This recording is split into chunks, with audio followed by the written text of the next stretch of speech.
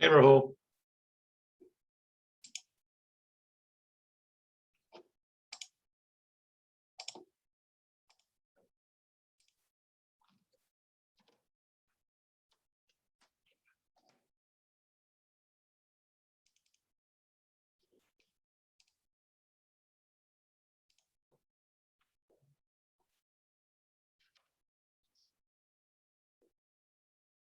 Hey, Rahul. Sorry, I can't hear you. Give me a second. Oh, you're on mute, Rahul. Oh, that's me. Yeah. Uh,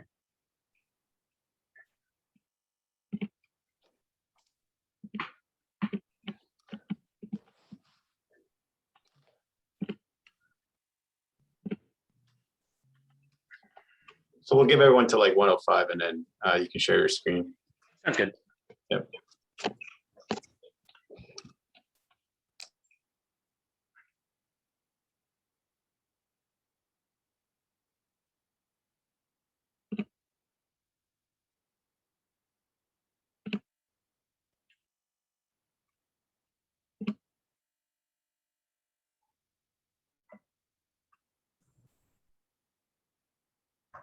Henry, is that your work office or your home office? It's my work office. Wow. I share with another one of my other colleagues, though. So A decent amount of space and a window. I know 2 windows actually. Ooh, windows! Exactly, 2 windows. Big time. Yeah, I know I made it now. Once I have a window. Yeah, I'm gonna start calling you boss. How you been, Adam? Doing well. Doing well. We got new offices, but they took away my 2 windows. Like, look at it, demoted. Yeah. Well, you have a nice little coffee machine there. I don't have that. Yeah, well, this is now the resident fellow work area, so I'm stealing their space.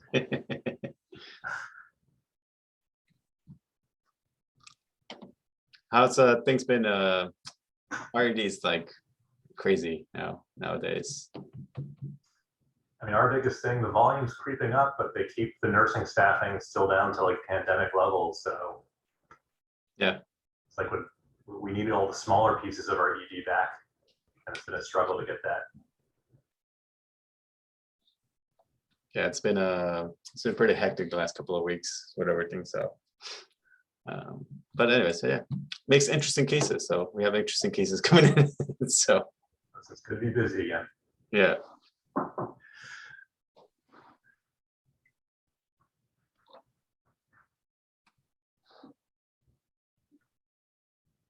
All right, now I gotta go camera off so I can munch on my food. All right.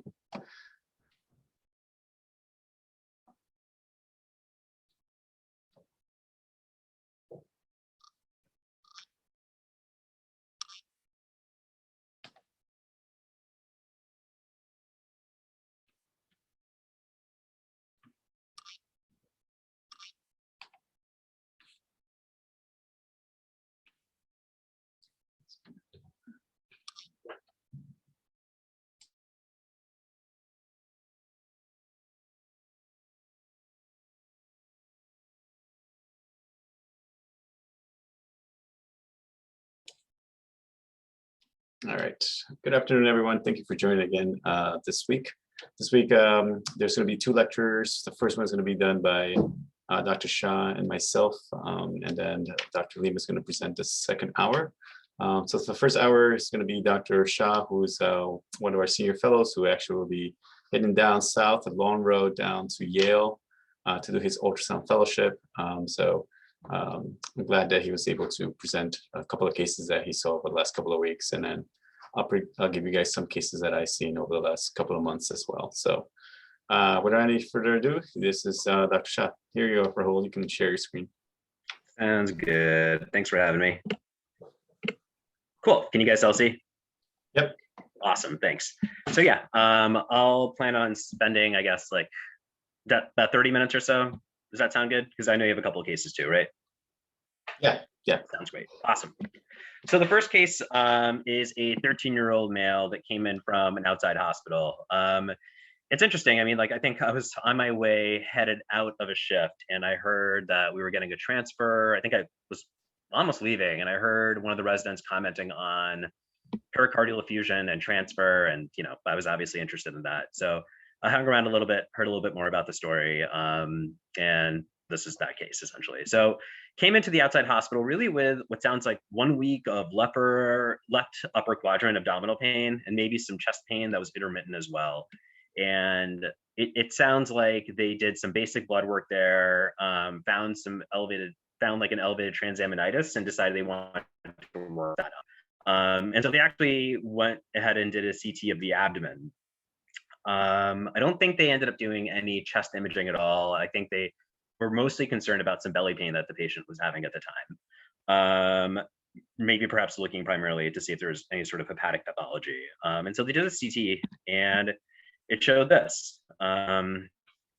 So nothing primarily really from the liver, but if you look carefully sort of at the superior aspect of the screen on the left and all around the heart, there's a very large, that arrow is a little bit misplaced, but there's a very large pericardial effusion that was diagnosed on the CT of the abdomen before the patient came in for us. So that's essentially the story that we got when the kid came in. Really of unknown etiology. Here are the kid's vital signs. The kid was tachycardic and wasn't sick appearing, but that respiratory rate of 34 truly was probably 34.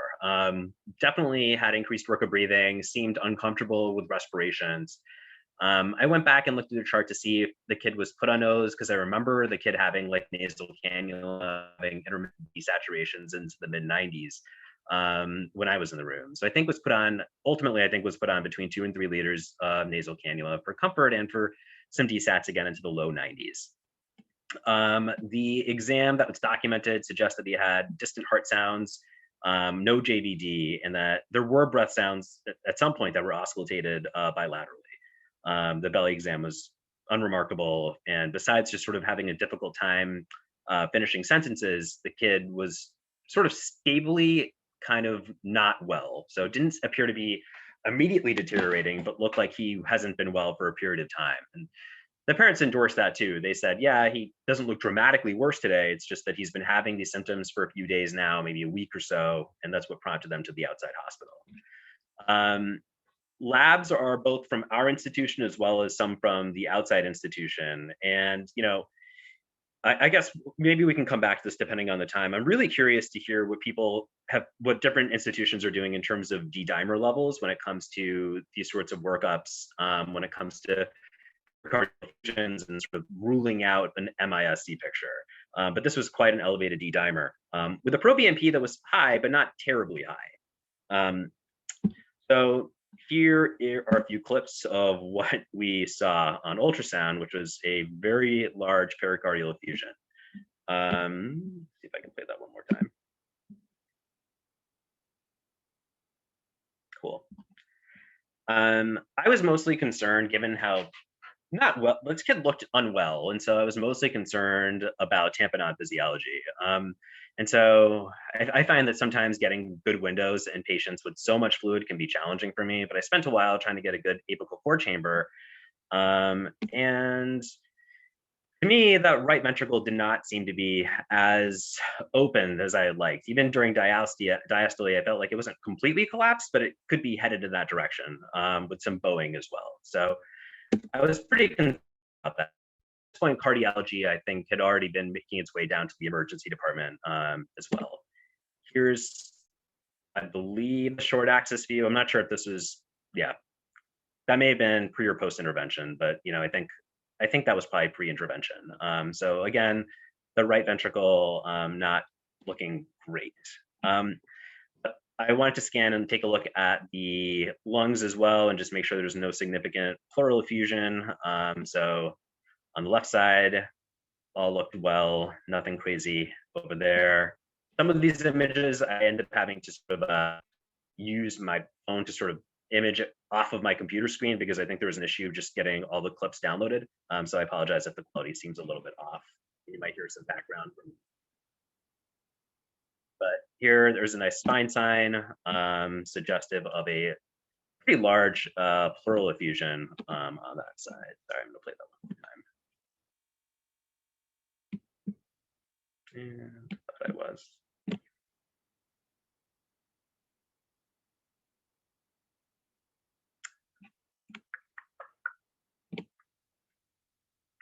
I also want to take a quick look at the IVC and see if that looked enlarged and if that was changing with any respirations. I think really very either right before or right after this this I'd listened to like one of the, in addition to all the education that we've been getting through these sessions, I think ERcast or MRAP had a talk on tamponade physiology. So I tried to like think about what else to look for, and IVC is one of those things. And so to me, it didn't look like I was seeing some change with respirations with the IVC, so it didn't look completely full. But still, overall, the constellation of the symptoms this patient was having, and the vital signs of some lower saturations requiring oxygen. Kid never became hypotensive, but remained tachycardic throughout the ED stay. And so I remember the cardiologist coming in. I showed them my images, and they agreed that the right ventricle seems like it wasn't fully collapsed, but was on it potentially in that direction. And, before anything else, I think like the interesting thing to me reflecting back on this case is the pro-BNP was 320s. And so to me, I just wonder, was that because this has been a persistent stress put on the heart and there hasn't been, I don't know, maybe things have normalized and this had been longstanding in the past. But hopefully we have some point to chat about what other people have seen in terms of pro-BNP levels when it comes to pericardial effusions of this size. This is the patient's chest X-ray as well, so significant blunting of the Koster-Funnig angle, as well as a enlarged silhouette. And so we had a decision to make. I think we knew this kid needed to have a pericardial centesis done, given the concern for right ventricular collapse that we were seeing on ultrasound, as well as the persistent tachycardia and just not well appearance of this patient. It was a decision on whether we sort of bring the patient to the PICU and then have it there versus have this done in the emergency department. And it was actually our cardiologist that felt pretty strongly that we should just go ahead and do a pericardial centesis in the emergency department.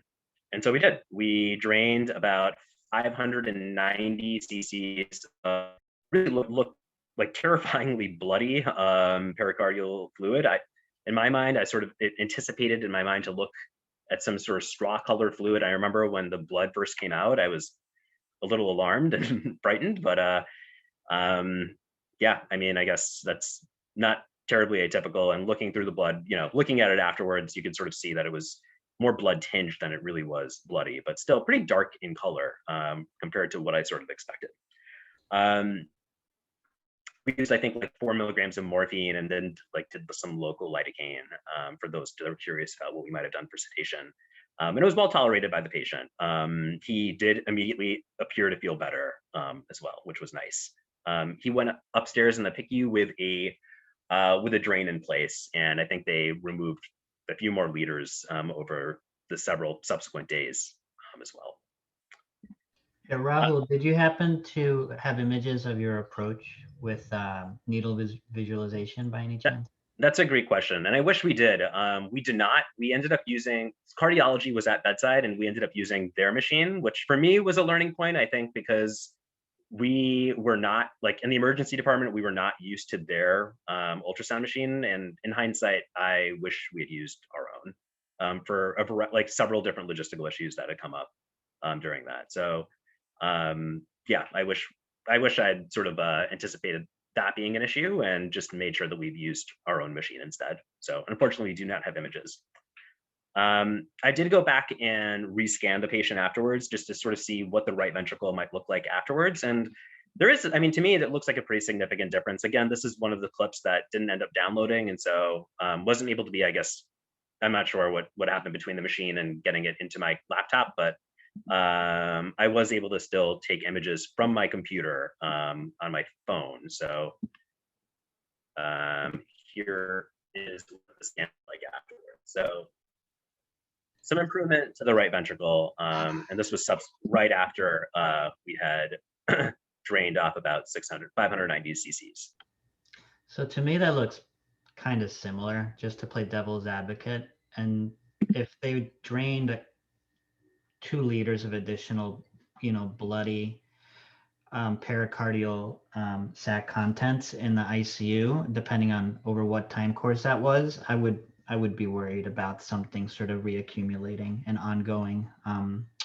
But that, just like from the pictures are kind of choppy, but Yeah. from just like a gross big effusion, small effusion, that still looks like a pretty big effusion after you took out 600 cc's Oh. to me. Oh, totally. Sorry, that was a little clear on my part. I agree. The effusion is still very enlarged, and we deliberated whether or not we should keep pulling fluid off or just leave it for a while and then let the drain, and then just over the course of the next 24 hours continue to draw back more.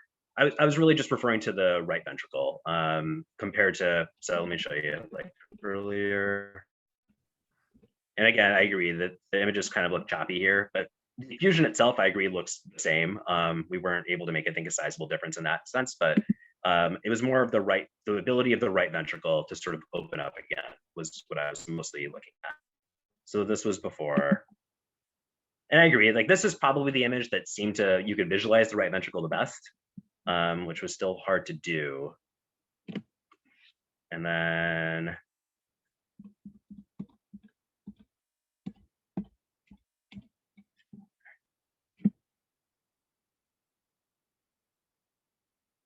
again, I agree, it's not super easy to see, but I thought the right ventricle looked a little bit more open than before, but I agree that the effusion itself does not seem like much different at all. Cool.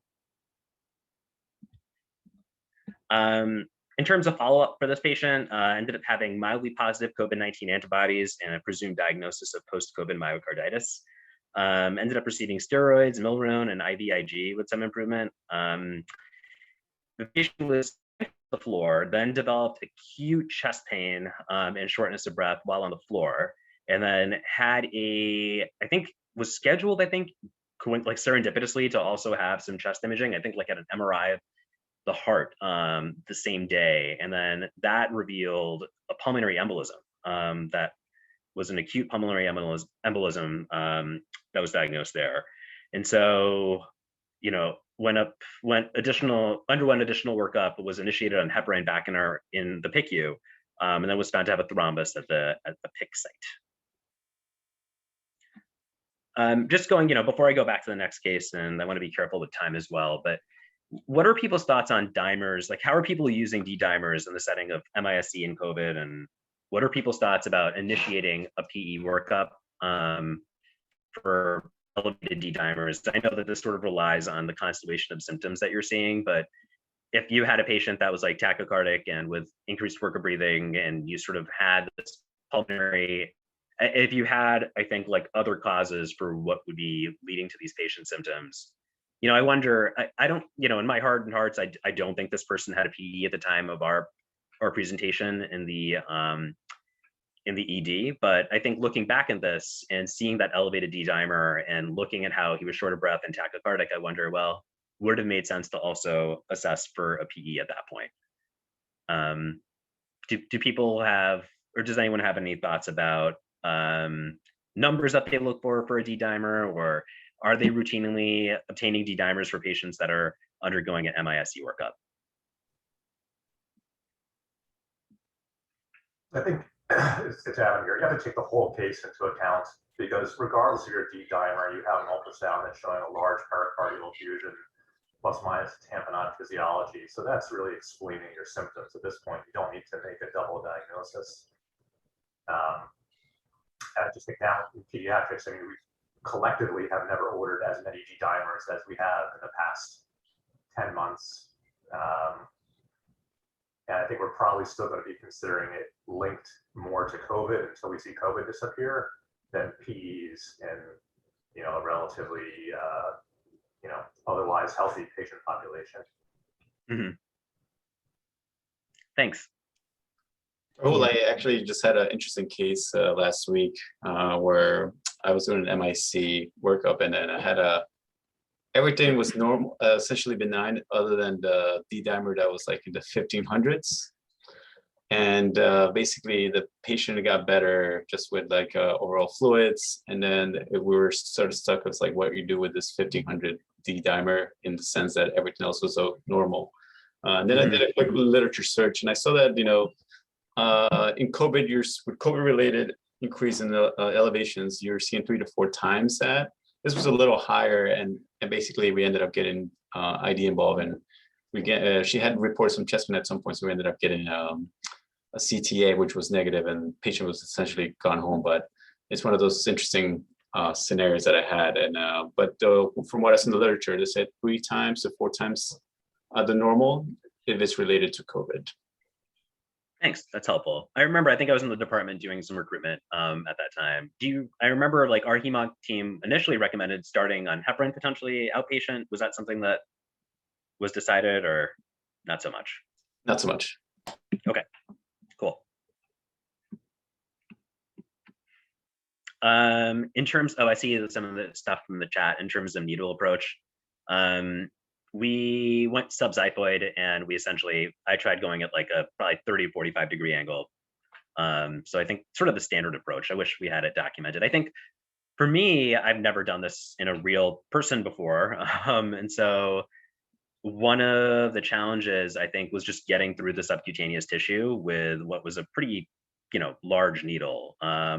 And I wasn't like even really able to pierce the skin. Some of that's probably I could have done myself more favors in terms of how I was holding the needle, and bearing in mind this is a large length needle that I don't ordinarily stick into people's chests. But one of the hematemnics that was on with me recommended just making a small nick like through the subcutaneous tissue with the scalpel that came in with the pericarditis kit. And that helped a lot for me. So just making that small incision, just get through that first layer, and then we're able to go through. In terms of other explanations, let's see. Yeah, in terms of D-dimer, I agree, Antonio. I think, yeah, I imagine some of that's just MISE inflammation, but it was very, very elevated. And I'm glad a lot of people are bringing up malignancy as well, just because, well, I'll bring it up in the next case that we see. Cool. All right, guys, thanks.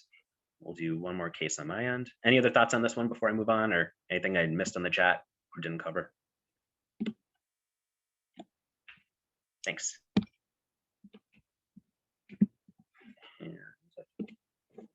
Oh, yeah. Oh, case 2. Is an 18-year-old male. This was, I think, like the following week. 18-year-old male that came in with shortness of breath and chest pain that was worse for the last 2 days. Again, I think I was on my way out of a shift, and one of our APPs, like I just overheard one of our APPs saying, "Oh, I don't hear breath sounds on the left. I'm worried he has a pneumothorax," or was suggesting getting a chest X-ray. And so before they came in, I didn't know anything about the patient when I walked in. I was just sort of curious to see what we would find on ultrasound. Chatting with the family when I did, it was like sort of just sort of like lots of different symptoms that were going on. Like he had the shortness of breath and chest pain, but prior to that had some, I guess, some body aches, had some ear pain. One of the family members was a physician. And so, I mean, I didn't get the sense that they were trying to be pan review of systems positive. I think that they just had a lot of random symptoms over the last like 2 to 3 weeks that I was having a hard time teasing together. But a lot of talk about like ear pain and like, I don't know, other body parts that were hurting him. But today he was here with this shortness of breath and chest pain.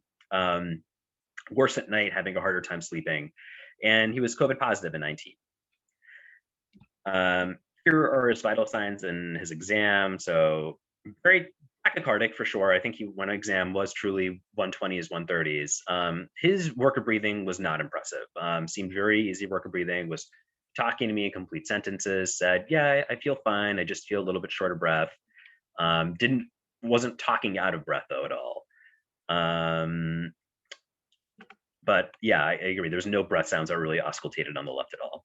No recent trauma, nothing else to sort of explain any like pneumothorax or anything like that either. I put in his labs here before a scan just to be consistent with the prior case, but nothing really to write home about. His D-dimer was elevated too, though. So here are his clips. We started off looking at subxiphoid just because I was curious to see if I'd find another pericardial effusion, and there is another pericardial effusion, sort of like a moderate sized one, smaller than the one that we've seen before, but still definitely present.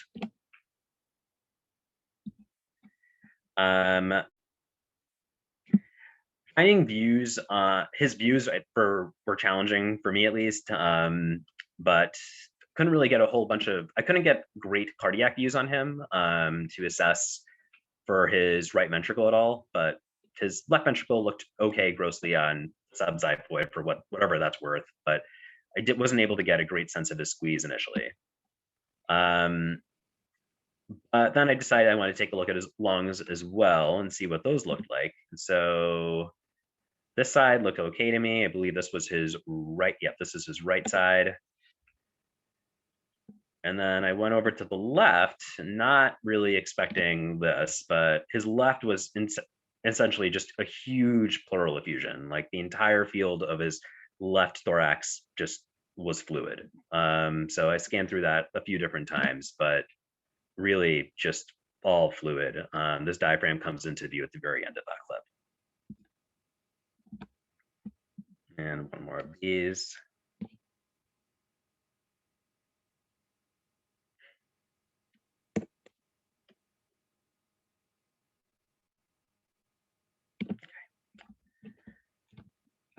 So we ended up, going through what I think we ended up going through the same sort of thought process. I think we ended up getting a chest X-ray, and in my mind, it was like, well, I initially thought this was going to be some sort of pericardial effusion based on my first ultrasound, and then like this huge pleural effusion, and what's going on? Like, why does he have this big pleural effusion?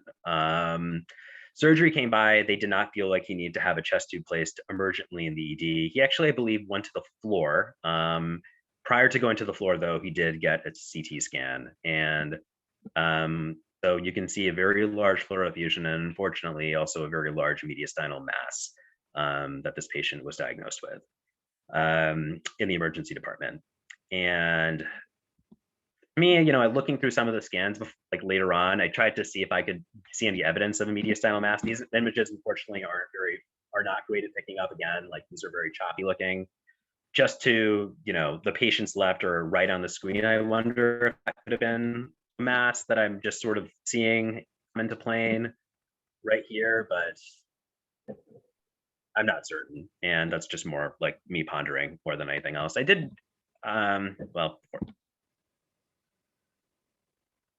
and here, this is when I went back into the room, I think later on, just to get a better sense of what his squeeze looked like. And, it looked okay there. But his follow-up, I saw him again on the floor just because I was curious to see how he was doing, and he had been keeping good spirits. But I think recently, in the last like 48 hours or so, he just was initiated on intrathecal chemotherapy for T-cell lymphoblastic lymphoma.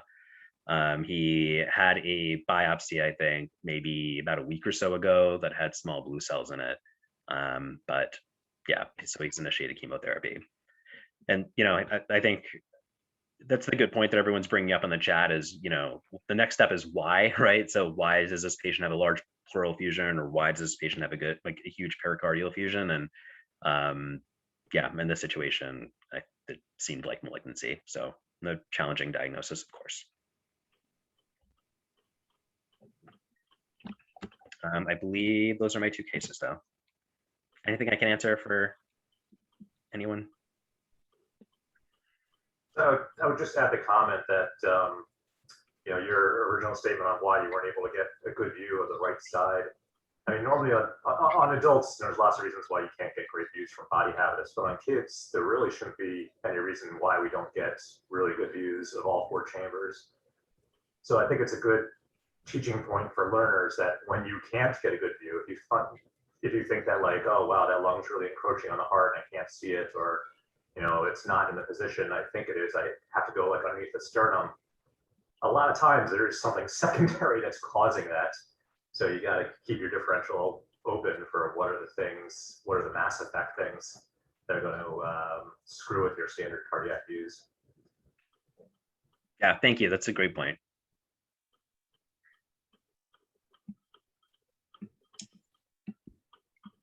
Thanks, Rahul. Those are very interesting cases. I was very jealous that I wasn't there, because especially for the pericardicentesis. Yeah. So, but thank you. And Thanks. then I'll take over here.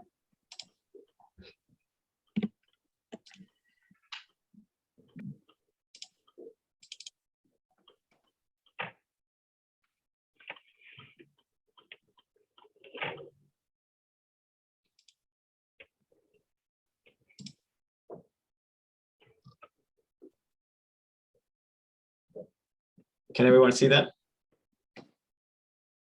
Yep, I can see it. Great, thanks. All right, so I'll be presenting a couple of cases, just bearing in mind a little time. So the first case, first cases is sort of like, I want to see what everyone sort of thinks, because I didn't really have quite a good answer. So the first one is a 3-week-old, that's otherwise healthy, that presented to our emergency department with just fuzziness that mom reported for the last 4 to 5 days. Abdominal distension was noted a couple of days, and then was actually worse in the last 24 hours. The only thing that the baby had over the last 24 hours was associated decreased PO intake for the mom. There was no fevers, cough, vomit, or diarrhea, and no rash. Of note, they had one televisit by the pediatrician for the abdominal distension. Reassurance was provided because at that time the kid was still drinking PO and otherwise know the symptoms, and told mom to sort of keep, it could be just gas, and essentially to continue doing what she's doing and let her know if something's got worse. So her abdominal distension got to the point that mom got really concerned, decided to bring her over to our emergency department.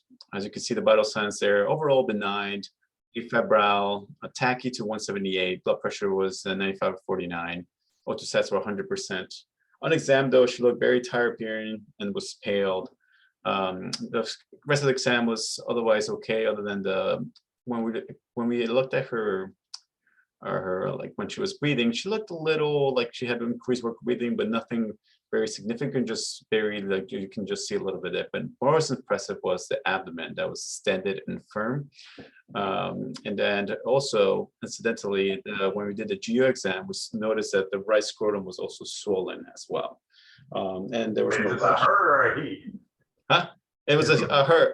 It was a he. Sorry, did I put female in the beginning? That was. Or maybe that's the hook of the case. So it was a he. So it was a right scrotum that was swollen on exam. The penis looked fine. So, you know, this was one of the busy days where we were like sort of like crashing, and then I wanted to sort of see what was going on because it seemed like multiple things was going on. So what I started first was with the testicular exam, just because I wanted to make sure there was no like hernia or anything that was causing obstruction that maybe was leading to this crazy abdominal distension that I was seeing. And the videos that you can see there, I looked, this is just a video of the right side. I also want to see there was no torsion. You see a good flow, and you see like hydroceles on both sides. And just because of the videos I took and right now, the left may seem that the left hydrocele may seem that it's bigger than the right, but actually it was the right one. I think it was just the way I had my probe there. But the right was definitely more impressive than the left side. So that was sort of my take in there. So I saw no torsion, and then a bilateral hydroceles right and left. This was later confirmed by radiology later on when we got it officially. But I was next hunting on terms, maybe I was like, maybe this is an early case in inception. So then I was started with my linear probe. And then this is what I saw. So I'll give you guys a few seconds to look at the images. Sorry, the one on the right is choppy. That was a kid, like he was moving a lot, so it was a little difficult, but I'm curious to see what you guys think of that. I'll give you just a few seconds, and then we can continue the case.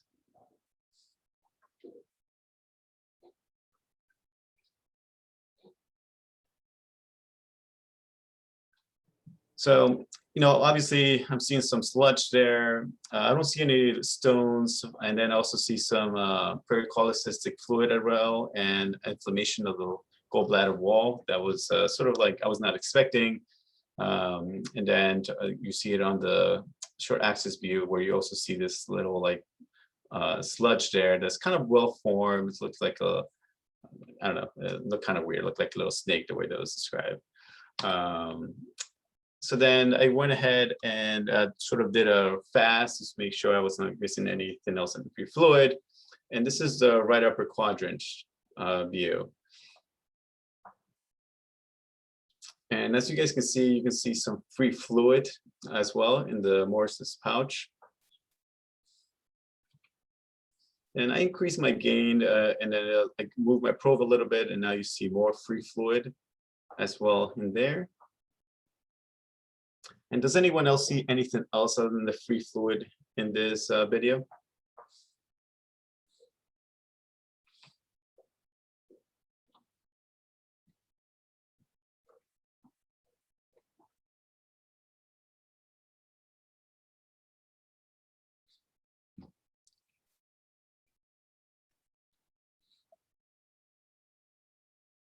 I guess only because this is ultrasound conference and I'm looking really hard. The lesion next to the kidney looks pretty echogenic and bright and sort of affixed. So I don't know if that's something to be worried about, but that it just doesn't seem like normal bowel there where you would expect it to be.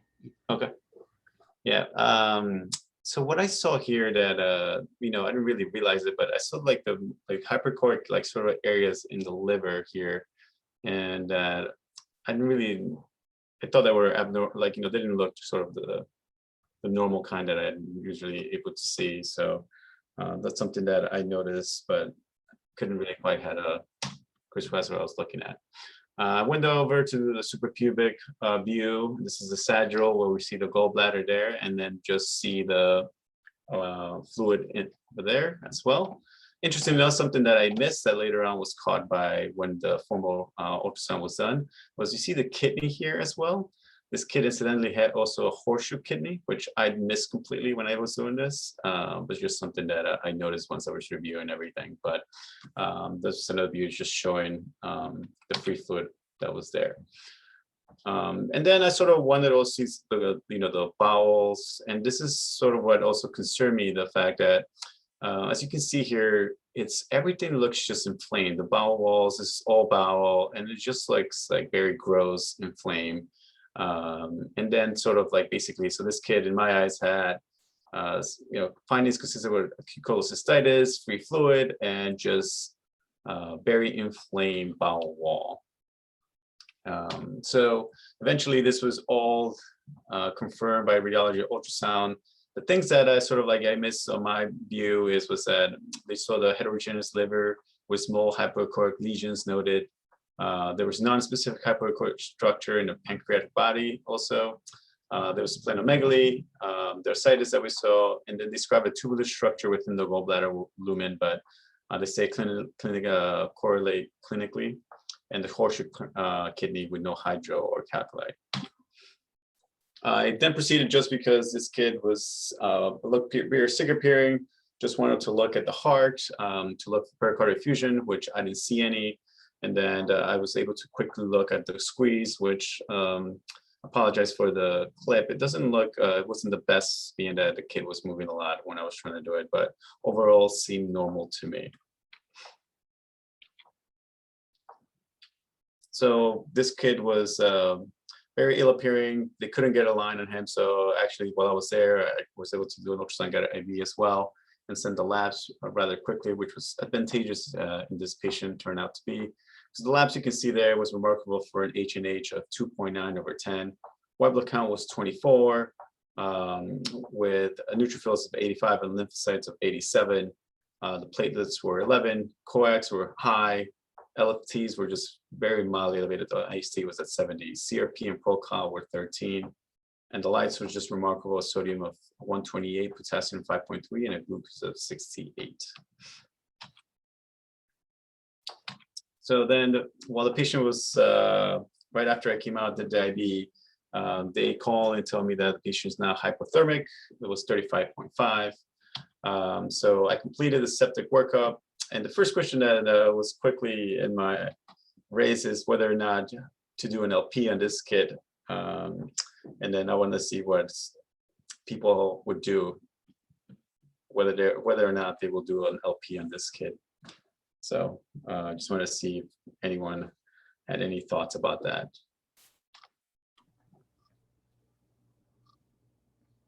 I'd agree with Antonio's comment about too sick. You get a lot of other priorities.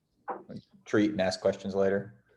Yeah, so it's sort of the same thing. So, and yeah, so I was thought about it just for literally a couple of seconds, and then I reminded myself that the platelets were 7, and then I said, there's no way I'm gonna go do this. So it was a very, very quick thought, but then I moved on.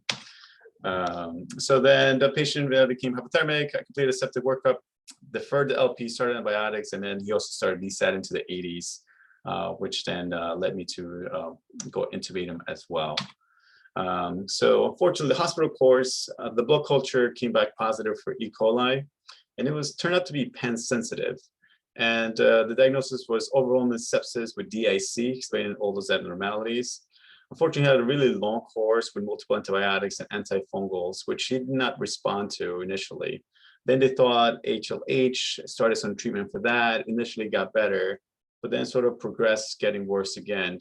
And then due to the lack of response, he was transferred to Boston Children's, where unfortunately they still couldn't figure out why he still continued to be so sick, despite, you know, the only thing that ever came positive was the E. coli on the blood culture. And then eventually the kid got to the point that basically it was not viable, like, you know, for all the organs just completely collapsed on him. So they withdrew care at that point. So it was you know, then this was recently, so that's when I found out that the care was withdrawn on this kid. So they couldn't really figure it out. And I want to see if you guys had seen something similar to that in the past.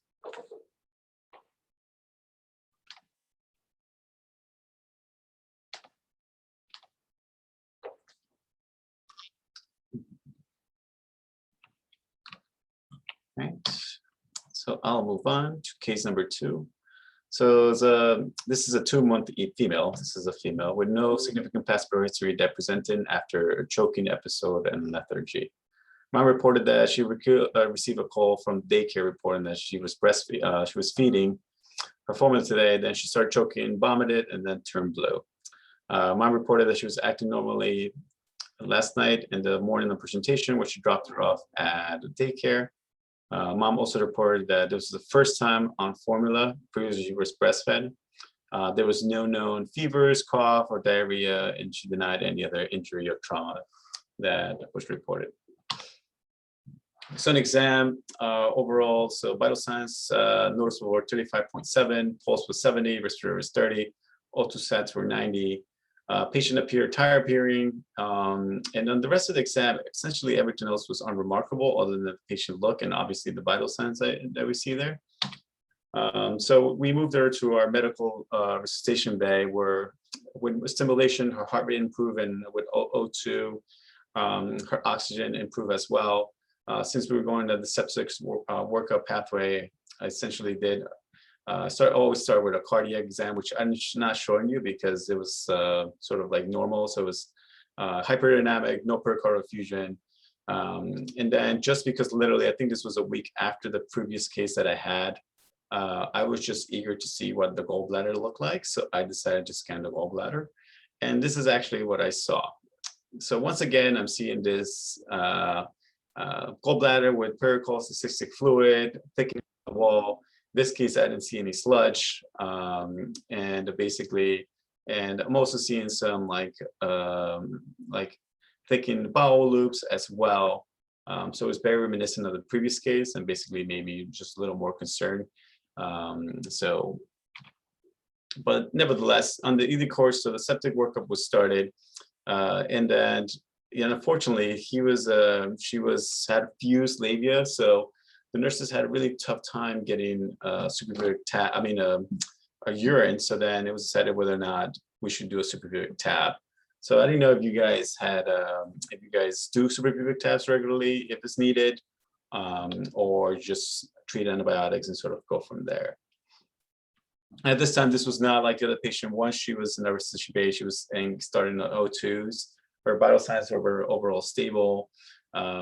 She was not tacky, O2 sats were fine, and blood pressure was fine. So I'm curious if you guys have experience doing suprapubic tabs, and if you guys do them regularly. So I want to see what you guys thought about that. Not regular, but have done with ultrasound guidance. Yes. So I ended up doing it. So it's one of those things that I had just met with my fellows for a usual monthly meeting. So then we talked about the fact that I treated just like a very large, the biggest IV you can actually try to go for. So, in this hospital, it was very like everyone was very interested in seeing it, but I've done a few in the past just for abnormal anatomy or something else, and I feel very comfortable with them. So, it's one of those things that I'm interested. Want to see how many people are comfortable with, because I feel it's overall a very straightforward procedure, and then it's basically not painless, but it's not overall very like hard to do in my eyes. That's what I was telling the fellows. I'm hoping that maybe I can just do one with them so they can be comfortable doing it, because I feel it's very beneficial, a beneficial tool to have in our in the emergency department for cases like this with a sort of like just unusual anatomy. Henry, So that one clip on the left-hand side, I think is really informative, because where I've seen people not get this or not be able to anticipate, that bladder wall is very pliable. And so, as Leigh mentioned in the comments, you really got to stab through it. Otherwise, you could like tent it all the way down to the posterior wall. Yes, that's a very good point, Adam. So I did bring that up with my fellows, that sort of tricks of the trade that I learned is that you really have to sort of like at some points jab it in there, because it's very pliable and it's very like elastic, and then you sort of feel the give, and then you basically get everything out. So very good point to note as well. And then the other thing I like to always remind people when doing this is that you can actually measure how deep the bladder wall is before selecting your needle, because sometimes you can fall short and sort of be pressing against the wall. So that's something always that I have that I learned over the few years when I've done this. So, right. So interestingly enough, the hospital course, we did the whole septic workup, we did the LP as well, and the biopsy started, and all the cultures came back negative. And the patient, after 1 day or so, basically everything came back normal, and after a couple of days, basically returned back to baseline. And basically the discharge notice that I saw was that it was they thought it's probably a viral illness. They even actually thought it was related to the switch to formulas with FPs, but the GI was involved. They didn't think that was it. So it's just a very unique case where the presentation, the way they came to the emergency department was so, it looked bad, and I thought it was going to end up doing something, but then basically, perked right up after a couple of days, and everything came back normal. And then it goes to the point that seeing, I don't know if it was, this is hard to say, because I'm not sure we scanned gallbladders on all the very sick patients is, if they've seen that in the past. I remember also seeing this. I think we're going to write a couple of case reports on infants that came in sort of for just had like turn out viral illnesses, but also had this gallbladder that looked inflamed with pericholecystic fluid that eventually went away on its own. So I don't know if other people have seen that in the past. It's one of those things that I'm just going to be curious to just look and see maybe if it's like an inflammation marker that whenever you have some sickness, maybe your gallbladder appears that way. So it's one of those things that I'm probably going to just for my curiosity, just going to end up scanning future people. So I don't know other people had any previous experiences with that. Henry, this is Matt. We've had a few of those where it's sort of a kind of a vague, sort of typically toddlery, like sounding like GI bug, and looked around largely for funsies, if anything, and tended to be more of kind of like a mild, like acalculous sort of like cholecystitis picture with inflammatory change. Labs or vanilla-ish, maybe a little bump in transaminases, not much else. Tolerated PO, went home, just kind of one of those like head scratch. I think once or twice we've chatted with GI, and they didn't give us really anything useful to add to the thinking on it. Yeah, that sort of has been my experience. So yeah, I'm just gonna I'll start scanning and see what if there's a trend that I start seeing. So but it was an interesting case just because similar sort of gallbladders that I saw, one really had a very bad outcome and the other one was completely fine. So just interesting cases that I saw literally within like a 2-week span that I wanted to bring up to you guys. So The next case is a 2-month-old that was otherwise healthy that presented with to our department with possible seizure. The mother brought him after an episode where he appeared to be unresponsive and stiffened. The episode lasted about 1 minute. And after the event, moms reported the patient appeared fussy to her for the next 2 to 3 minutes. No associated fevers, vomiting, diarrhea, or decreased PO intake, and no rash as well. On exam, vital signs were overall stable. He was non-toxic appearing, and he had just very subtle, slightly bulging fontanelle, which actually the resident that I was on missed it. Basically, and the rest of the exam was appropriate. He reported everything was normal. But when I went in, basically, it was just very slightly bulging fontanelle that, it didn't go down when I changed positioning. And basically with this story of just seizure and the bulging fontanelle, I wanted to make sure there was nothing like NAT or anything like malignancy. So I ended up CTing them. And then I just included the picture, just showing you this, how just slightly was the bulging fontanelle that it was felt. So the first question I had for you guys was, because this was a little bit of a topic that when the resident and I were talking is, with a bulging fontanelle, otherwise a febrile kid, the only kink to the story was that he had this possible seizure event. Would you do a septic workup on an otherwise now patient that is completely benign, well appearing? And like I said, just a subtle bulging fontanelle.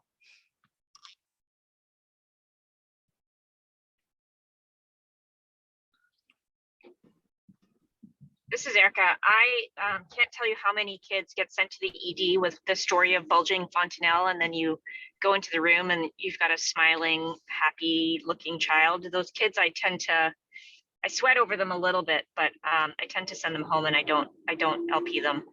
Okay. This might be a little bit. With a maybe seizure history, I'd be thinking about some weirdness or like HSV. The kiddo is a little old for that, but something that would probably cross my mind. Yeah, I agree. I remember reading about this, I think it was like last year, because I had a similar case with you, Erica, that they sent them over. And there's only one paper that I saw was that they said not to LP them if the white blood count was normal.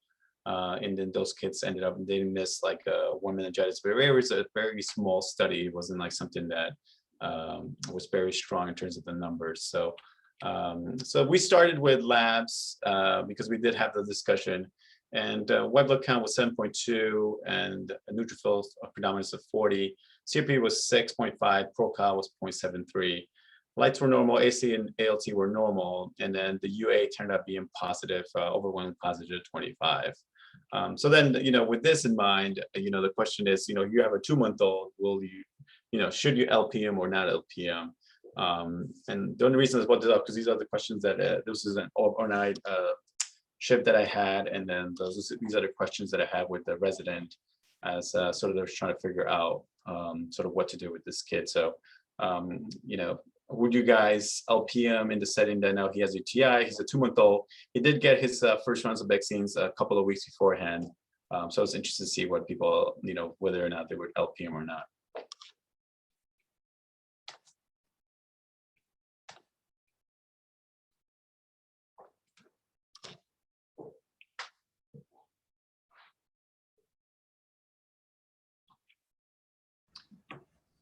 I think, Henry, with defined infection, that sounds like likely bacterial in that age with a neuro symptom, despite the labs, I probably would begrudgingly,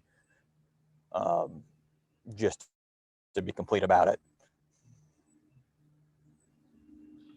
Yeah, and that's sort of where I went to, the president didn't feel strongly about it. She was like, no, we can admit this kid, and then because otherwise, but that possible seizure was still lingering in my mind. So I ended up did LPM, and then that raised me to the sort of question I had for you guys in a recent paper that Lori that sort of publishes. When do you guys start using POCUS for LPs?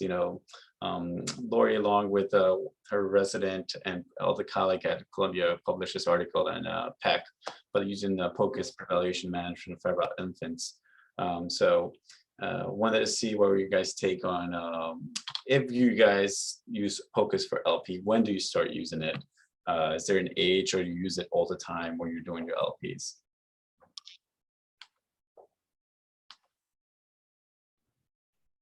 Hey, it's Adam. I'm primarily only using it on like the pseudotumor eval kids when I can't palpate the spinous processes. I find that the reasons why the residents fail to get the LPs is because they're not high enough and they're trying to tap like the sacrum.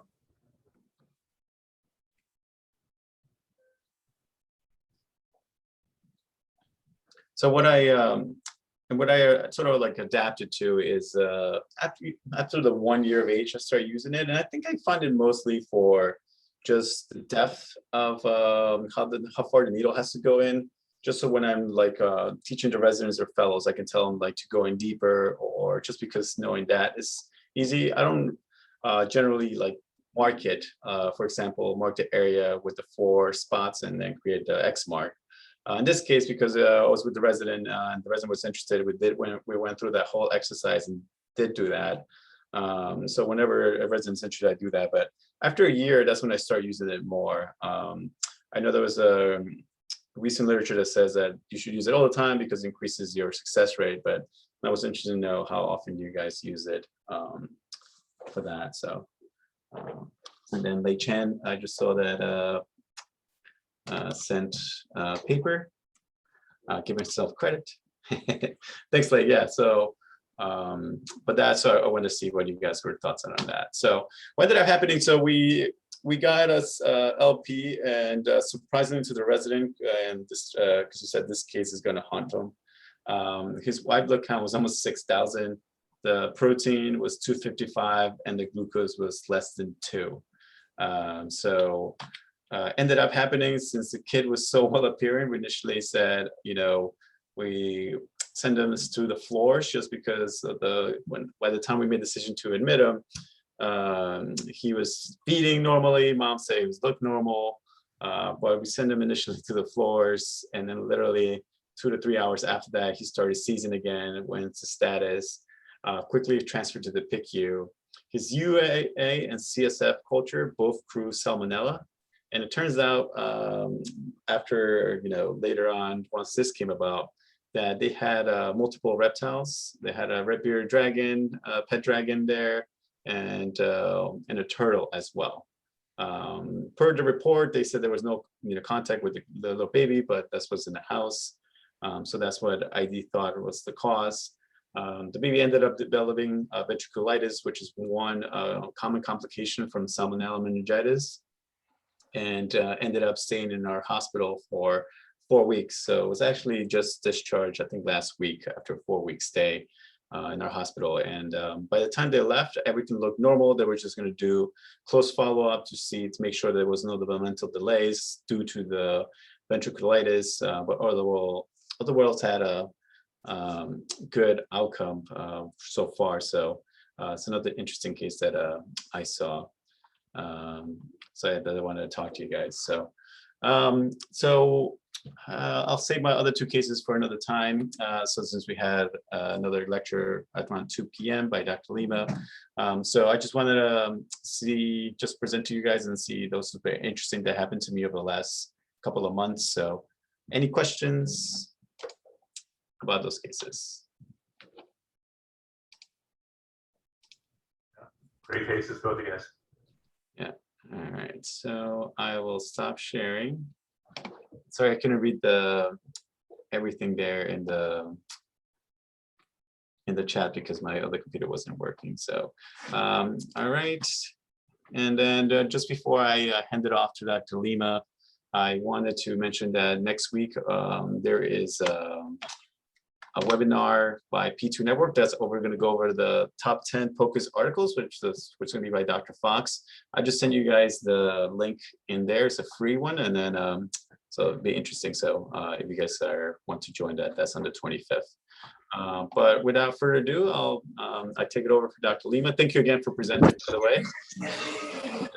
And Matt, you can take over the. Hey. Yeah, thank you, Henry. I just want to introduce Dr. Penny Lima. She has agreed to join us to be part of our administrative block of lectures at Cohen's, looking at a sort of a primer at POCUS billing and the sort of business aspects of revenue for the POCUS program. She is the director of point of care ultrasound for Columbia University's Department of Emergency Medicine. And we are very excited to have her. Thank you so much.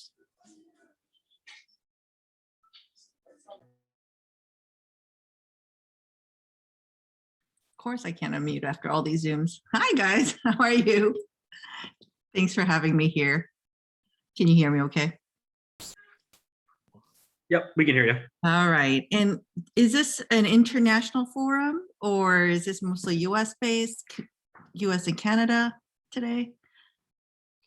It's international, so a lot of people just listen to the recording later on because different time zones. So we have some people from Israel, Sweden, England, and Canada. But they usually listen to them later on. Well, thank you for having me. Thank you for inviting me. I'm honored to be here. And I'm actually really impressed at your processing for CME and your logistics.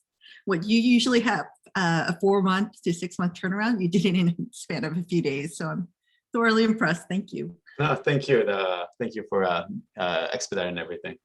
No, and also I want to just put it out there that I don't know what the reimbursement strategies and throughput is in outside of the US. So a lot of this would be applicable to especially New York State as well as the United States, but I'm not quite sure internationally, but some of the practices might be helpful there. So yes, I am the current chair of the ASAP ultrasound section and treasurer of SCUF.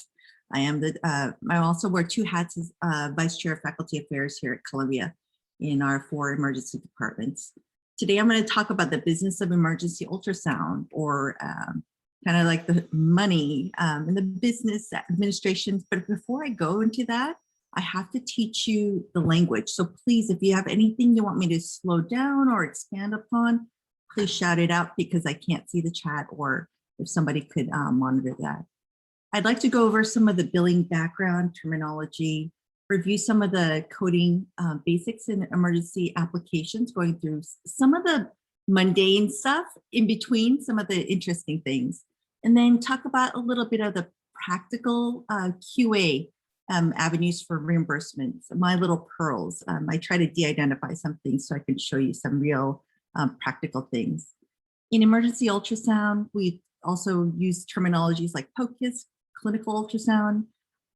As you well know, our residents in emergency medicine have procedural competency training with ultrasound. So a lot of our residents have variable degrees, but pretty strong ultrasound integration in procedural competency in ultrasound. You may know a little bit about some of the milestones 2.0, that controversy that came out last fall, a revision of the ACGME emergency medicine milestones omitted the ultrasound subcompetency, the PC12, which you see on the bottom, was what we usually used for our resident competency. And then if you look at level 4 here, it shows that there was 150 focused ultrasound examinations. And that was like an agreement upon non-ultrasound people as well as the ultrasound folks. Now that the milestone 2.0 pretty much obliterates that ultrasound section, the ACGME RRC has used this document that still stays that remains for resident competency. They just put a low ball number of 150 ultrasounds for as a procedural competency for emergency medicine residents. And then further, we use the ASAP ultrasound documentation to say about 25 technically adequate scans in each of the core applications. In order to give you some background information for billing and reimbursement, I need to give you a little bit more background on the policies that currently exist. In ASAP, we had to put in this policy that clinical ultrasonography is a distinct clinical modality and not an extension of the physical exam. And this was to help advocate for the billing of our diagnostic or procedural ultrasounds. And this was because some of the non-emergency medicine subspecialties were saying physical exam is not reimbursable, or ultrasound is part of your E&M and it should not be reimbursed. So there were some turf wars in trying to take this away from us. So within ACEP, there are 2 days of council resolutions that go through 2 days before our scientific assembly. And so this was one of our policies we implemented as a part of the ultrasound section to try to protect us. One of the other documents that may be helpful for you is the documentation of the AM provided by the AMA, also saying that, that we can perform ultrasound and physicians can perform these diagnostic tests, and it is in addition to the E&M code, emergency management code. And here that they put it in that it's not included in the levels of E&M services. So it's a billable separate procedure. And that's why we are continually saying, please do not say ultrasound is an extension of the physical exam, or please do not say it's a stethoscope. We had to take that out because it was impeding on some of our reimbursement strategies. So you may be familiar with this evaluation and management E&M codes. It's your professional services, and it's based on your complexity of your medical care. You may hear things like, I bill the level 2, 3, so level 1, 2, 3, 4, 5 level of service, or the 99281, 99282. But basically, you may hear more level 1, 2, 3, 4, 5. And I was taught that in emergency medicine, you're mostly seeing level 2, level 3, 4, 5 level of service. And in the adult world, like a chest pain would be mostly a level 5 level of service. The more imaging or complex medical decision making that goes into your patient care would be a level 5. Current CPT or current procedural terminology are just descriptive terms, and the identify codes used to report your medical, surgical, and diagnostic services. So some of that is a lingo I'm going to teach you. I took this from the UNC, it's a UNC School of Medicine's compliance department.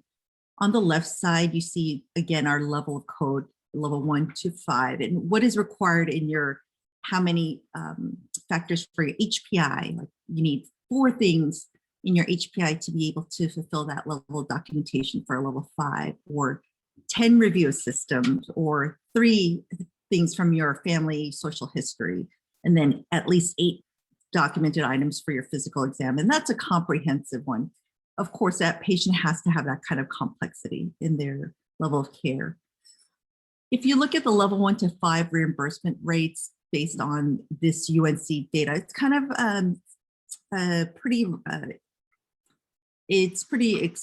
expands across a lot of our departments, similar. It may be regionally different, but Medicaid, you'll see, has for level 3 level service, basically $57, whatever their negotiated contracting rates are. If you look on the far right, more private sector, Blue Cross Blue Shield will have higher reimbursement rates. This is where a lot of our reimbursement strategies lie in critical care billing. You'll see that you have to document anything over 30 minutes of critical care time. Look how much it jumps up between your 3 different kinds of payers. That's where the money is. Now let's go into what we're really talking about, ultrasound. In ultrasound, you're going to have complete studies versus limited studies. What we're doing is limited. I wanted to give you an idea of what a complete abdomen study includes. It includes all this: liver, gallbladder, CVD, pancreas. We are not going to do that in our care of emergent patients. And I just gave you the code there, 76700.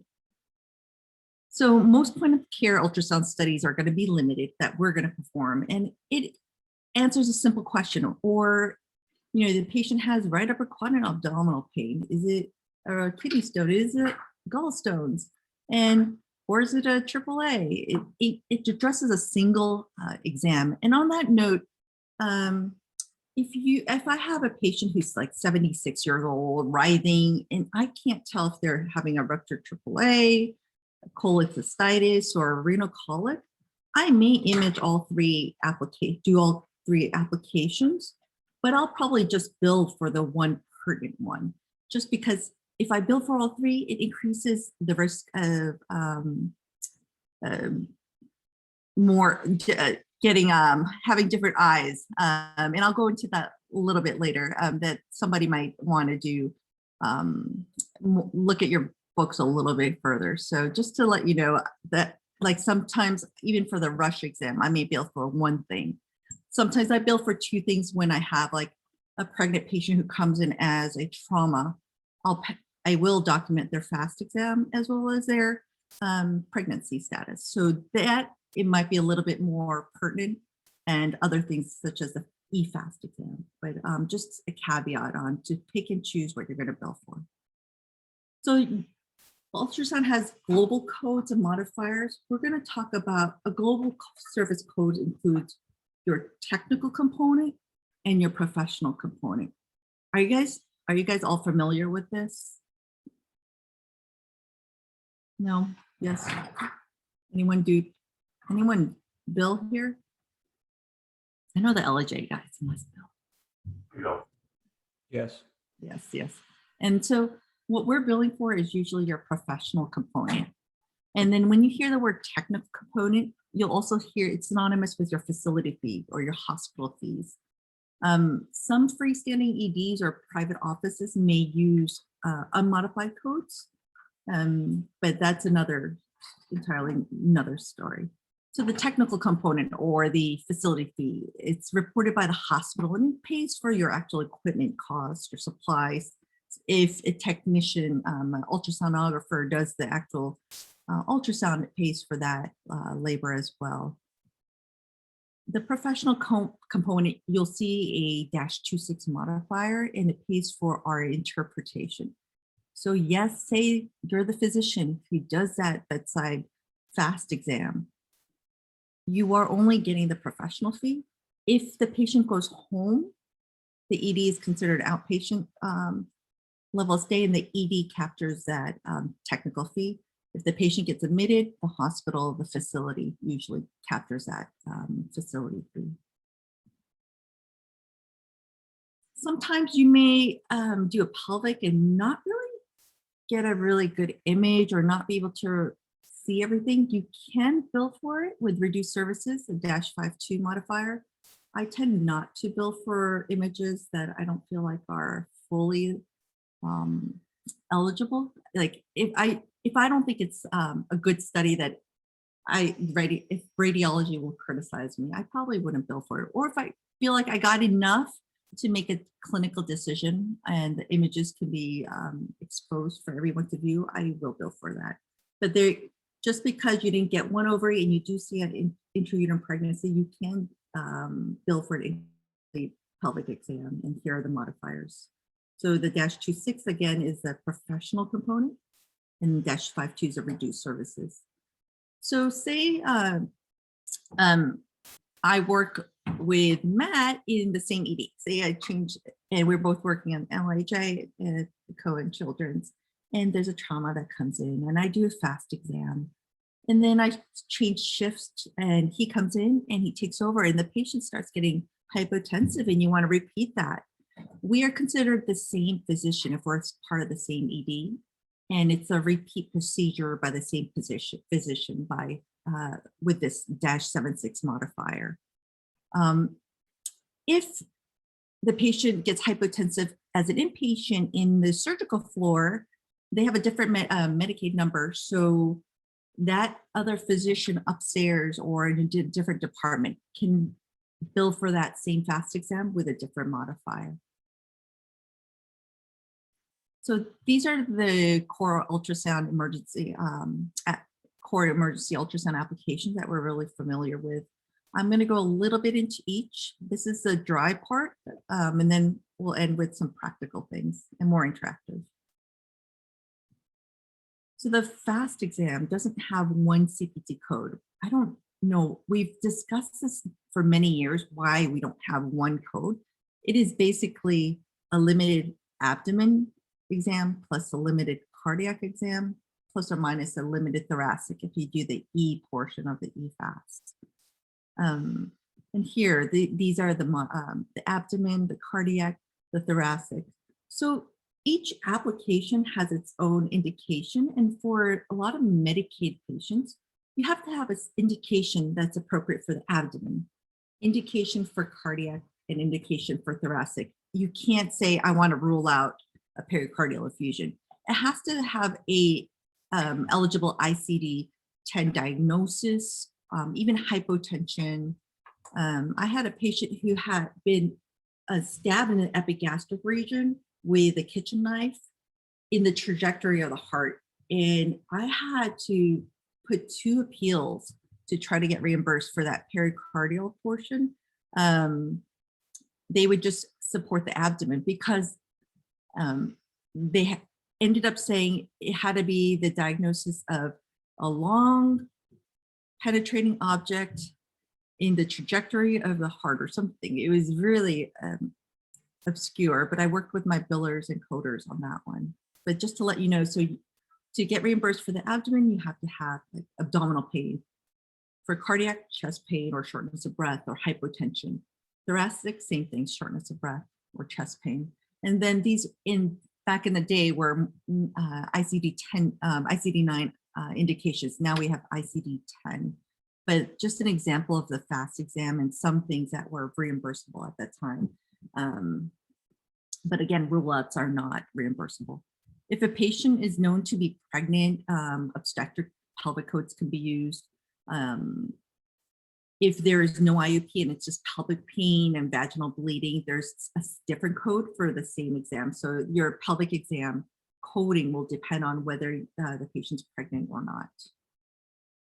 These are your codes for your renal or aorta, your retroperitoneal exam. Sometimes your billers and coders might mix this with your abdominal numbers, but just, and then for your post-void bladder volume, which you probably do a lot more in PEM, this is your code. You can just do views of the bladder volume and get reimbursed for that. The cardiac portion, which is one of the 3 portions of the EFAST exam.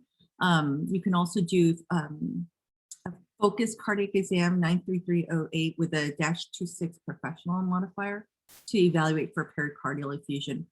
And I have at least 2 images to be built for this. And just to give you an idea of what a complete cardiac exam looks like, it's down below. It's all of that. You're not going to do that in your point of care assessment of your patient. The biliary is the same thing as the abdomen. It's a limited abdomen ultrasound. On that note, for biliary, sometimes if you're having turf wars with radiology, biliary is one I kind of give away. I agree to disagree, but I start with things that radiology usually doesn't perform, like ultrasound, procedural ultrasound, whether it's central lines or even the FAST exam, abscesses, things that they don't do regularly, ocular. DVT, a limited duplex scan. This is the code below. What we do is a proximal and distal portions of the exam. You do not have to do a complete lower extremity duplex scan every centimeter like radiology does. Soft tissue MSK. This is one thing that doesn't have actually a code. Soft tissue MSK, which you all do a lot of, is based on the actual location of where you do the exam. So when you try to look for cellulitis for abscess, it's based on what you put, your neck, your upper extremity, your axilla, your abdomen. And sometimes your coders need to specify laterality. So if you're building an electronic medical record to capture all this, make sure that laterality is included, your right, left, or upper arm, lower arm, portion of your arm, lower leg, your back. So this is how the coders like to bill for your musculoskeletal soft tissue. And this one, you don't need to put in your professional modifier. Infant hips, fractures, tendons. Your lung ultrasound, thoracic ultrasound, years ago, they were getting denied because the document said the mediastinum had to be included in this evaluation. And now we're able to get reimbursed after years of negotiations. So whether you're looking for that pleural fluid pneumothorax. Does anyone know what that image is down there? It's just pretty. Vitreous hemorrhage. I wanted somebody to say that, but it's not a vitreous hemorrhage. This is actually benign. And the patients usually don't even know they have it, or it just could bother them a little bit. It's usually vision sparing.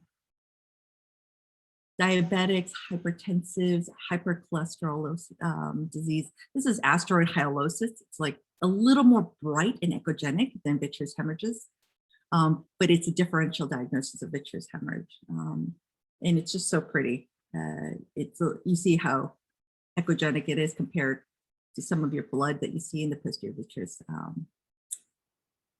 But this is asteroid hyalosis, asteroid hyaloid disease. Usually in diabetics, you'll see that. But it's just representing the B scans or ocular ultrasounds. If you have a foreign body, the code for that, to look for that metallic foreign body on an ocular ultrasound, that might be a little bit different than your evaluation for retinal detachments or hemorrhages. All right. Procedural guidance. So a lot of us do ultrasound guidance for vascular access or needle placement, pericardial effusion, lumbar puncture, like your cases.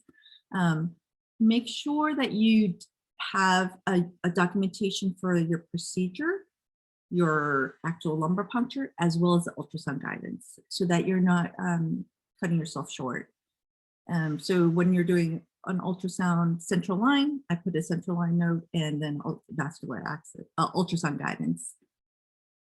You'll have to ask your revenue cycle team to see if one note that encompasses all that is sufficient to bill for both. Some places it is. So procedural guidance, you do central lines. Here's an arthrocentesis, and this is just a reminder to bill for that arthrocentesis as well as the ultrasound guidance. All right, back in the day, ultrasound guidance for vascular access. The hard part is capturing that needle. In the past, that needle had to be captured. So the way I went around that was after the angiocath was placed, taking a picture of the angiocath in there because it's already in and it's not compromising your patient's care. But now a static image of the target vessel is now reimbursable. Sometimes I just put the flush, when you do that flush check, after you put your ultrasound guided IV. That was a huge change. Other things that you can bill for are procedural guidance with needle placement for paracenteses, thoracenteses, bladder aspirations, LPs, foreign body removals. I like to do ultrasound guidance to find that small foreign body under water bath. But all of these require permanently recorded images. So the documentation, this part you know because you already do it. And your electronic medical record, if that's what you have, has all this, but it needs to know who the sonographer is, your scope of exam. So you can have a template for this, so limited exams. And the indications are extremely important, as well as your impression. Those are the two things. Sometimes I have bad habits in our department that I'm still working on, where faculty may use ultrasound at the bedside and find that fetal heart rate, but not put all the documentations of what the fetal heart rate was and the views that they obtained, and that's not enough for reimbursement. So just to let you know that a description with especially an impression is important. So this is an example of what a documentation should look like, in addition to the sonographer's name, but an indication like a patient with right upper quadrant abdominal pain. And then your findings: no gallstones, anterior gallbladder wall was 2 millimeters. There was no sonographic Murphy's, or CBD was so-and-so. This was suggestive of an unremarkable biliary exam. I try not to write normal gallbladder or normal exam because nothing in life is really normal. I like to write unremarkable biliary exam or no evidence of cholelithiasis or cholecystitis. So just a little pearl over the years have changed too. Some caveats are, again, trying to avoid rule outs. Rule outs aren't reimbursable. My rule out AAAs are not reimbursable. Try to make sure your medical necessity is clearly delineated, and then archive your images of that are billed for about 7 years in case you have a RUC or some kind of somebody comes to look at your archived billed images. So licensed independent providers, such as your physician assistant with an MPI, they can bill and get reimbursed for ultrasounds. You just have to make sure that they have they're credentialed and privileged, and we'll go into that a little bit more. In Colombia, the FPO, the practice organization, the Colombia doctors, has a tendency to hire PAs over NPs, nurse practitioners, because I think it was the billing practices. Some of my nurse practitioners are great at ultrasound guided IVs, but the professional fee is not reimbursable, even though they have their independent providers and license. It's a reimbursement issue. My PAs seem to be able to, we can get reimbursed with their billing, but not with nurse practitioners. So check with your local reimbursement rules. So back in January 2012, the multiple procedure payment reduction, the MPPR, was enacted by CMS that started to reduce reimbursements for multiple images performed by the same physician on the same date of service. And these were the codes that they were looking at to try to decrease reimbursement. They may look at it more for the same patient rather than say I was working and I'm a sonophile, so I'm going to scan more. But this was this was following a 2006 CMS tried to decrease technical fees to hospitals and facilities that had multiple images from the same physician on the same data service. It's odd because radiologists, that's all they do. They're just going to be doing billing for images. So it's just interesting tactics.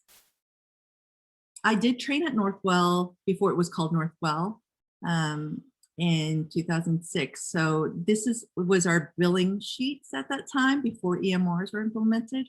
And I just wanted to, it's like my blast from the past of what we had to check off a AAA and the indications, findings, and we had to put the thermal images and cut them out and put them on there. And if you had a lot of stacks, they would all get stuck to each other if you left them in the car.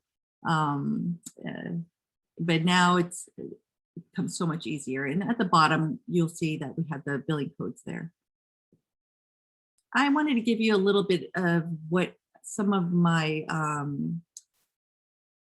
procedural guidance. So you'll see the CPT code for abdominal paracentesis without imaging. This was in a different area outside of New York City. And you see my reimbursement rate for that one patient was about $69. I didn't have any at Medicaid patients undergoing this procedure that year.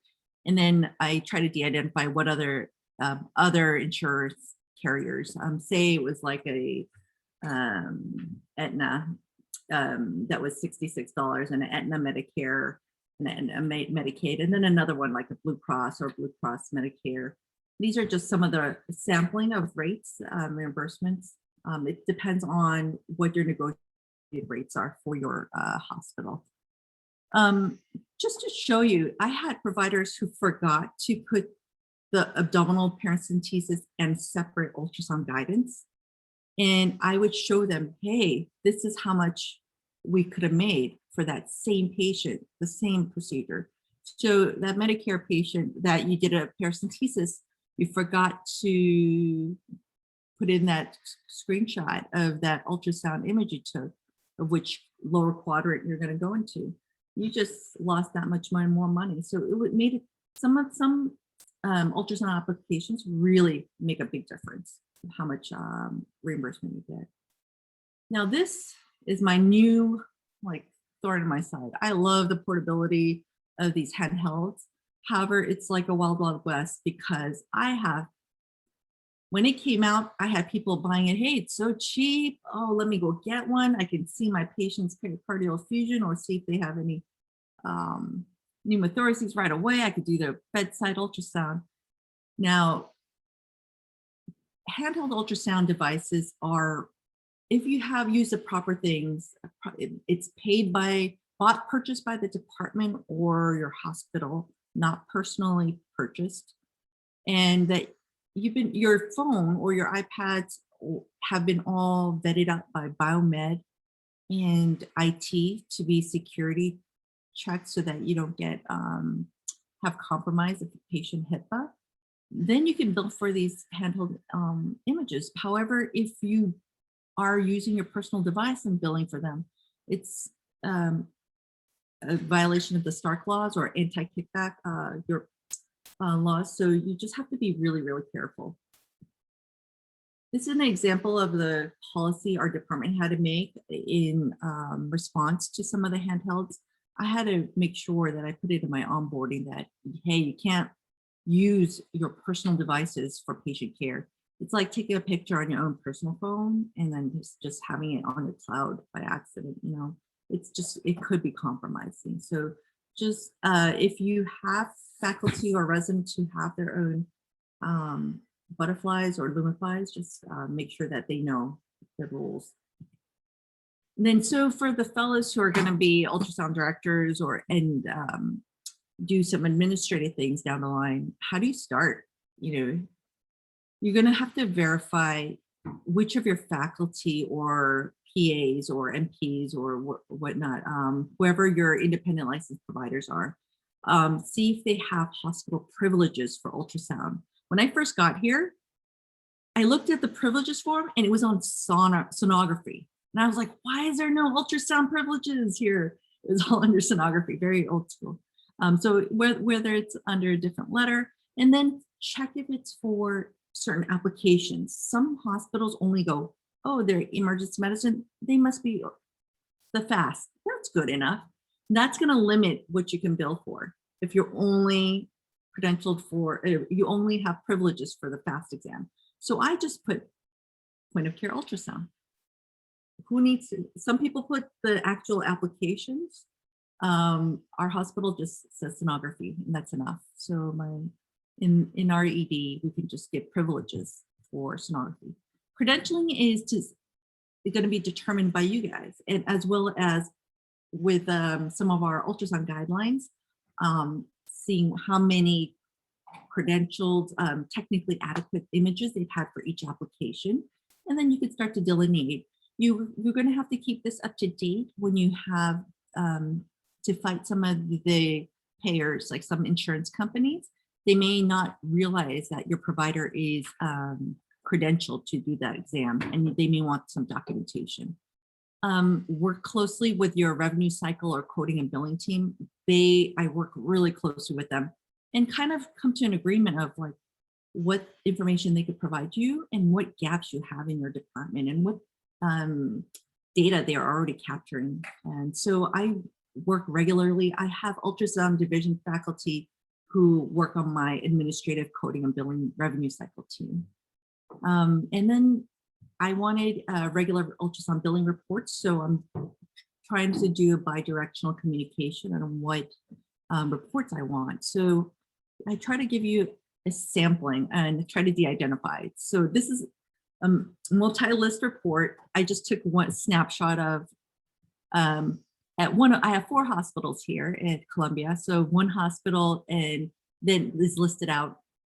Say this is the long chest 76604, and then they talk about like how many charges were made in this month, how many people ended up paying. It's so sad that, you know, after you charge a few people 1,560, all you get is $76. But after you get a robust billing, so this is just kind of like what I asked for, and monthly. Some people may just want it quarterly. I like to get it monthly so I can go back. There might be gaps that I can get reimbursed for within 90 days. Sometimes when there's denials, I want to do it in real time and do it in a timely manner.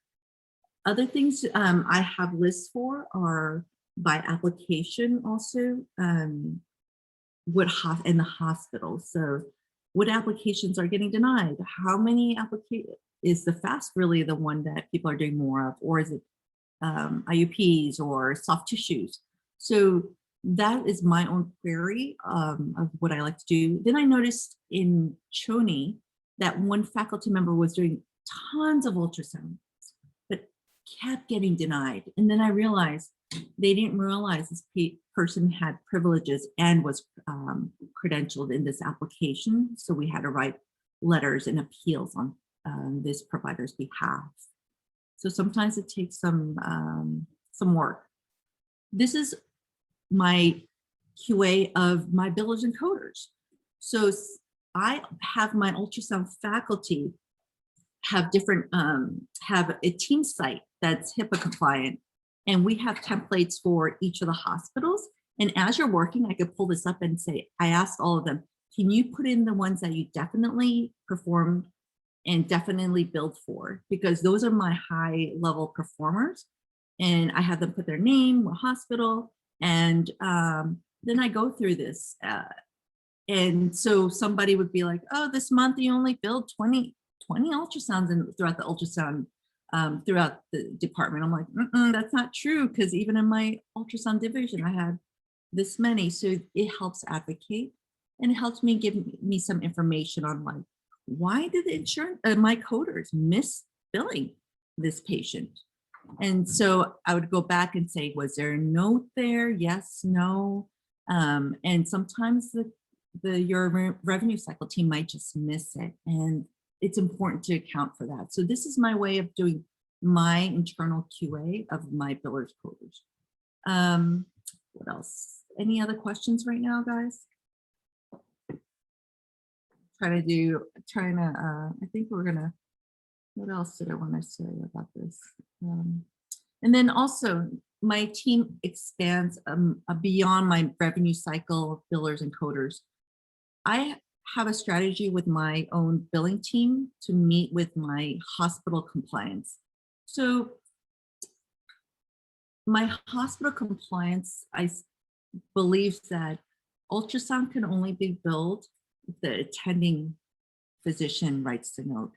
And I've never had that issue. They refuse to let the residents write an ultrasound procedure note here.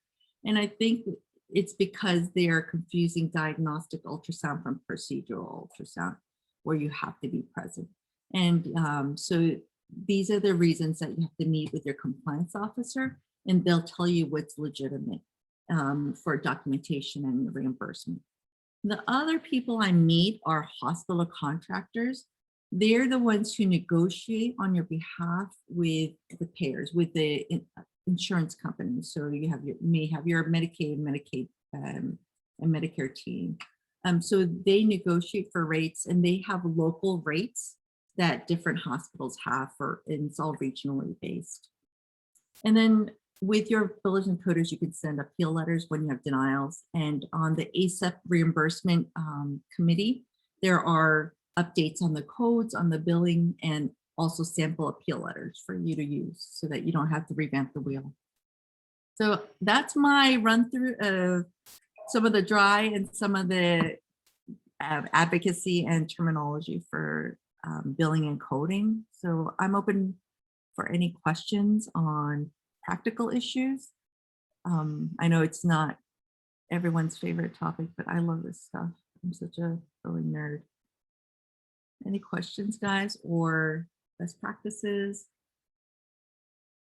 Ultrasound questions?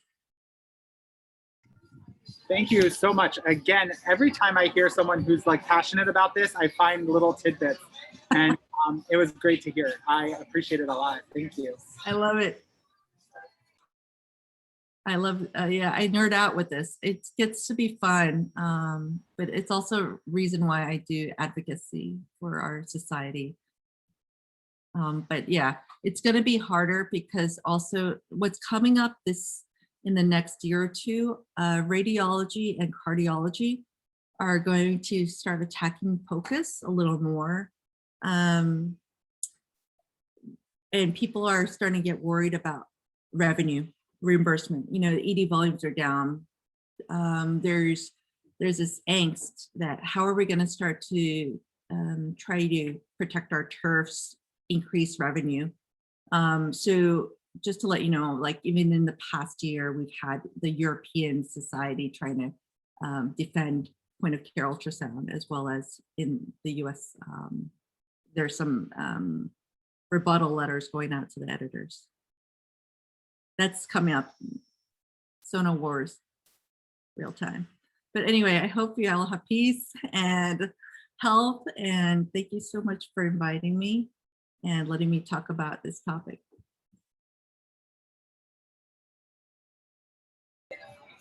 Thank you so much. Thank you everybody else for joining us. We'll see you guys next week. Thank you. Bye. All right, thanks.